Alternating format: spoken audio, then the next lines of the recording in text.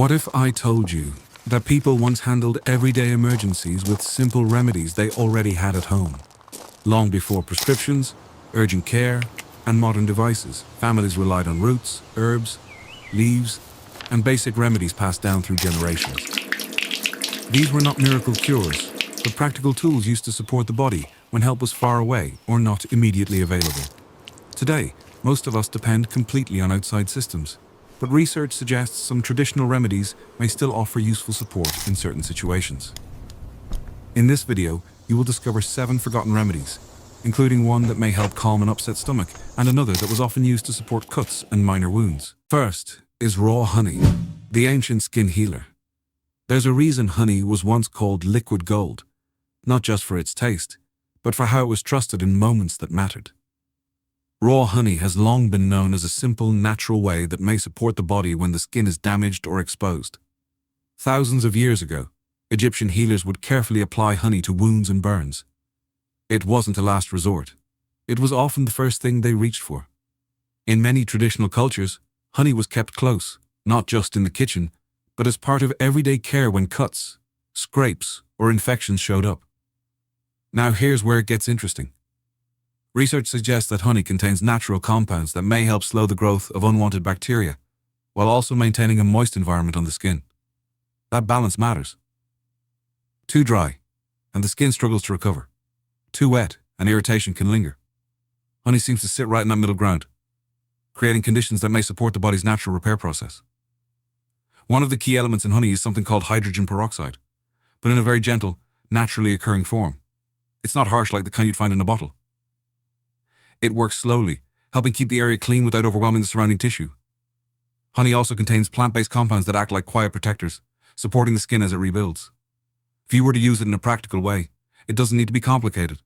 A small amount of clean, preferably raw honey, can be gently spread over minor cuts or scrapes, then covered with a clean bandage.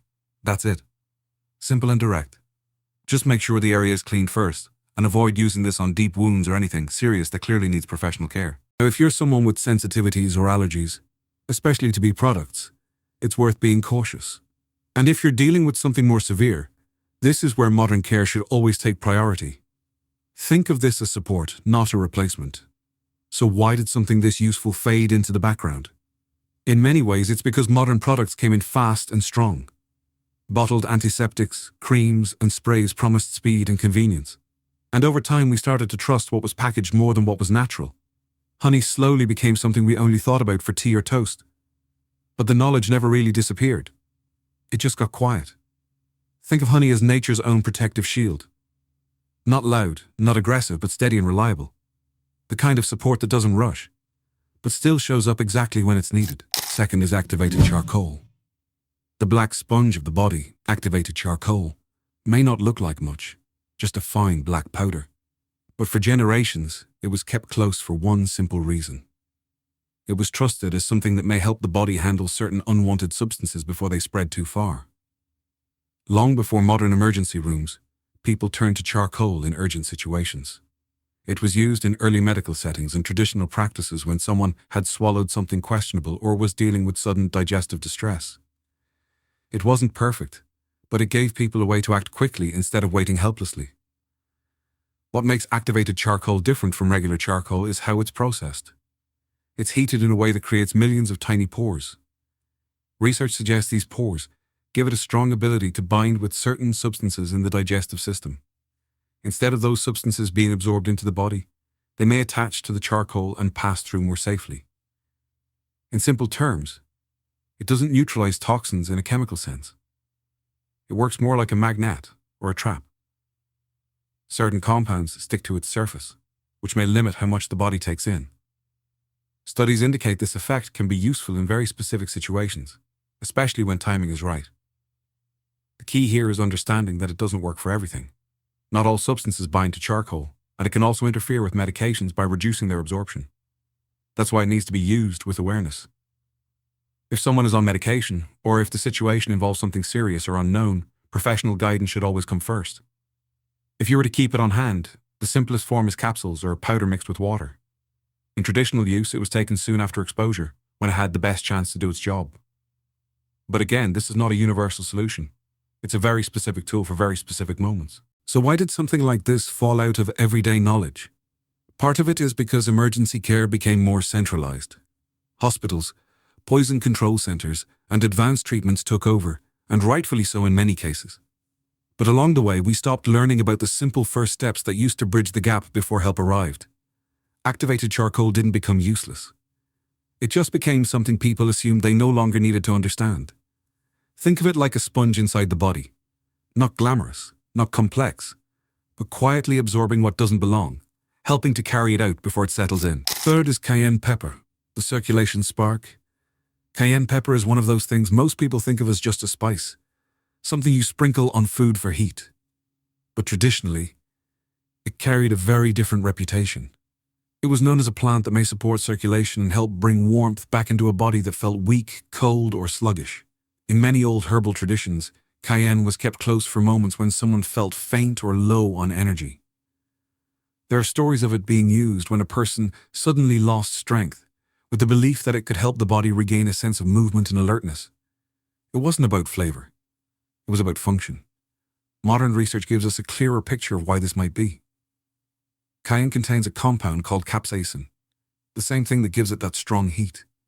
Studies suggest capsaicin may help stimulate blood flow and influence how blood vessels expand and contract. In simple terms, it may encourage circulation to pick up, helping the body feel more awake and responsive.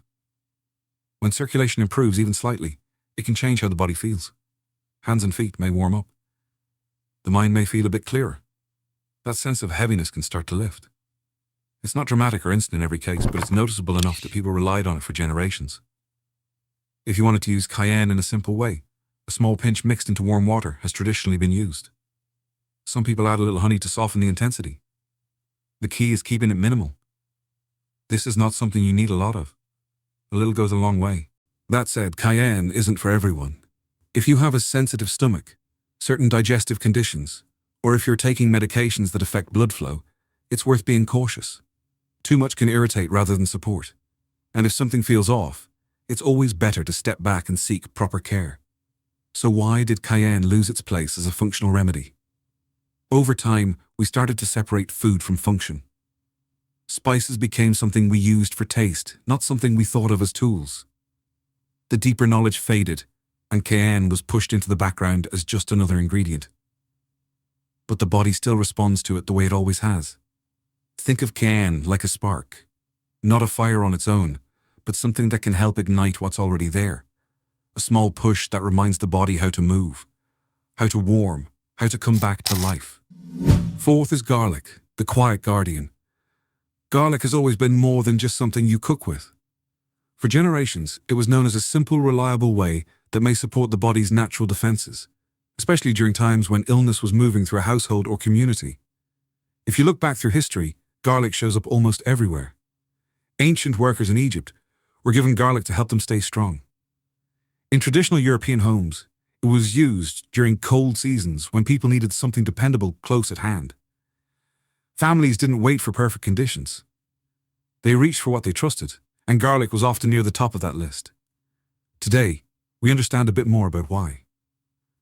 Research suggests garlic contains a compound called allicin, which forms when fresh garlic is crushed or chopped.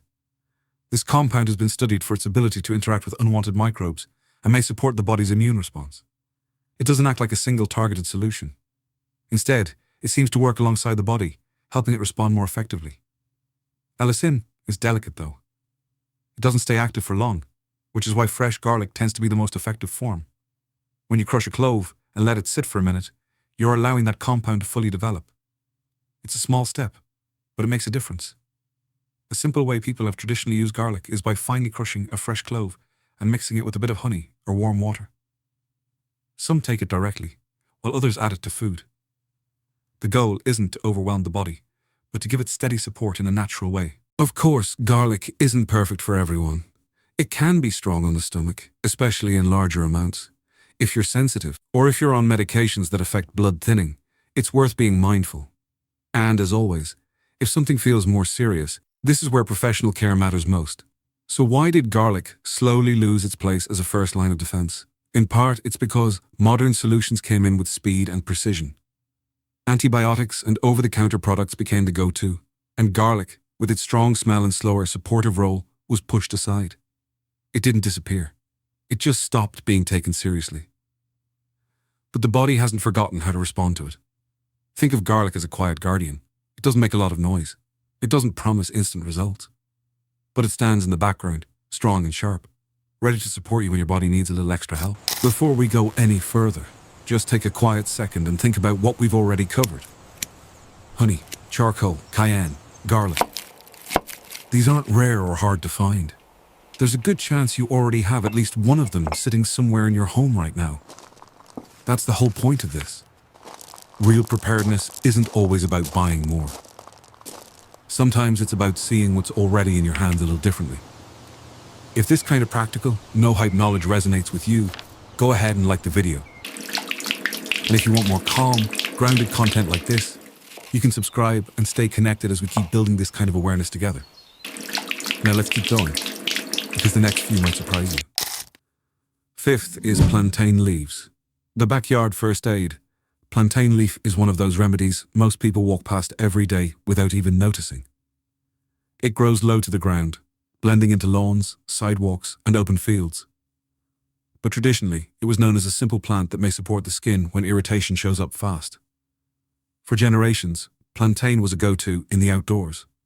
If someone got a bug bite, a sting, or brushed up against something irritating, they didn't always run home. They looked down. Fresh plantain leaves were picked, crushed between the fingers, and placed directly onto the skin. It was quick, practical, and widely trusted in folk traditions. What's interesting is that modern research is starting to support what people observed long ago. Studies suggest plantain contains natural compounds that may help calm inflammation and soothe irritated skin. These compounds seem to work gently, helping reduce that immediate discomfort while giving the skin a chance to settle. The plant also has mild astringent qualities, which means it may help tighten and protect the skin's surface. In simple terms, it can create a kind of light barrier while also calming what's happening underneath. That combination is part of why it became such a reliable outdoor remedy. If you wanted to use plantain in a simple way, the traditional method still works. Find a clean, correctly identified leaf, rinse it if possible, then crush or chew it slightly to release the juices. Place it directly on the irritated area and let it sit for a few minutes. It's simple, but that's exactly what made it so useful. Of course, correct identification matters. Not every green plant is safe to use, so it's important to learn what plantain actually looks like before trying this. And if the skin reaction is severe or spreading, it's always best to seek proper care instead of relying on a home approach. So why did plantain fade into the background? Mostly because of how we see it. It's often labeled as a weed, something to remove rather than understand. As our lives moved indoors, we stopped paying attention to what grows around us. The knowledge didn't disappear. It just stopped being passed on. Think of plantain like a first aid kit growing quietly under your feet. Always there, never demanding attention, but ready to help the moment you recognize it. Sixth is apple cider vinegar, the old kitchen tonic. Apple cider vinegar has been sitting in kitchens for generations, but not just for cooking. Traditionally, it was seen as a simple tonic that may support digestion and help the body find balance when things felt off after a meal. In many households, especially before processed foods became the norm, a small amount of vinegar was taken before eating or when someone felt heavy, bloated, or uncomfortable. It wasn't a big ritual. Just a quiet habit, passed down without much explanation, because it seemed to help people feel more settled. Today, research gives us a better sense of why that might be. Studies suggest apple cider vinegar may influence stomach acidity and support the early stages of digestion. When your stomach has the right level of acidity, it can break down food more efficiently. That can ease that sluggish, overly full feeling that sometimes lingers after eating. There's also some indication that it may help slow how quickly food moves through the digestive system, giving your body more time to process what you've eaten. It's not dramatic, but it can create a steadier, more comfortable experience, especially with heavier meals. If you want a simple way to use it, the traditional method is still the easiest. Take 1 to 2 teaspoons of apple cider vinegar and mix it into a full glass of water. Drink it slowly before a meal or when you feel that sense of digestive discomfort. The key is dilution. Straight vinegar is too strong and can irritate your throat or stomach if taken on its own. It's also worth being mindful if you have a sensitive stomach, acid-related conditions, or if you're taking medications that interact with digestion or blood sugar. In those cases, it's best to be cautious and, if needed, check with a provider before making it a habit. So why did something this simple fall out of everyday use? In many ways, it was replaced by quick-fix products. Pills, powders, and flavored solutions promise convenience and speed. And over time, we started to forget that something as basic as vinegar could play a supportive role. But the body still responds to it in that same steady way.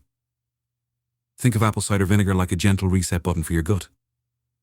Not forcing anything, not overwhelming the system, but helping things move back into a more natural rhythm when they've drifted off balance. The last, cold water. The body's wake-up call. Cold water doesn't come in a bottle or a package, but for a long time, it was one of the first things people reached for when someone suddenly felt faint, weak, or unresponsive. It may not seem like a remedy in the usual sense, but cold exposure has been traditionally used to help the body snap back into a more alert state. In older practices, if someone felt like they might pass out or had already gone pale and unsteady, cold water was applied to the face, neck, or wrists. It was quick, direct, and didn't require anything special. The goal wasn't comfort. It was to stimulate the body and bring it back into awareness. Modern understanding gives us a clearer picture of what's happening. Research suggests that cold exposure can activate the nervous system, especially the part responsible for alertness and immediate response. When cold hits the skin, the body reacts fast. Heart rate can shift, breathing can change, and circulation may increase as the body works to regulate itself. This sudden shift can create a kind of reset effect. It may help someone feel more awake, more present, and less likely to drift further into weakness or disorientation. It's not solving the root cause, but it may help stabilize the moment enough to respond more clearly. A simple way to use this is controlled and focused. Splashing cool water on the face, placing a cold cloth on the back of the neck, or holding something cold in the hands can be enough to trigger that response. It doesn't need to be extreme. In fact, extreme cold can do more harm than good, especially if the body is already under stress. That's where caution matters. Cold exposure should always be moderate and intentional. If someone is dealing with serious symptoms, loss of consciousness, or anything that doesn't improve quickly, professional help is essential. This is a supportive action, not a solution to deeper issues. So why did something this simple fall out of common use? In part, because comfort became the priority. We shifted toward passive care, where the person rests and waits rather than actively stimulating the body. Cold water feels intense, and over time, people moved away from methods that felt uncomfortable, even if they had a purpose. But the body still responds to cold the way it always has. Think of cold water like a sudden wake-up call. Not gentle, not subtle, but effective in pulling the body back online when it starts to drift. There is no single superfood that changes everything overnight. What works is consistency. Small habits like honey, garlic, turmeric, ginger, greens, broth, and fermented foods quietly add up over time. Instead of trying to change everything at once, pick one or two things and keep it simple. Real strength comes from returning to the basics and sticking with them. If this helped, like the video, subscribe for more grounded content, and share it with someone who wants a simpler approach to health. See you in the next one. Just a quick note before you go. Everything shared here comes from traditional use and general knowledge that has been passed down over time. These remedies are not guaranteed solutions, and they're not meant to handle every situation on their own. Each person's body is different, and responses can vary depending on your health, your environment, and the specific situation. What works gently for one person may feel different for someone else. It's always important to use good judgment. If something feels serious, unusual, or continues to get worse, seeking professional care is the right step. These methods are best thought of as supportive tools, not complete answers. And if you're pregnant, taking medications, or managing an ongoing condition, it's a good idea to check with a qualified healthcare provider before trying anything new, even if it seems simple. The goal here is awareness, not risk. Stay thoughtful, stay observant, and use this knowledge in a way that supports your safety and well-being.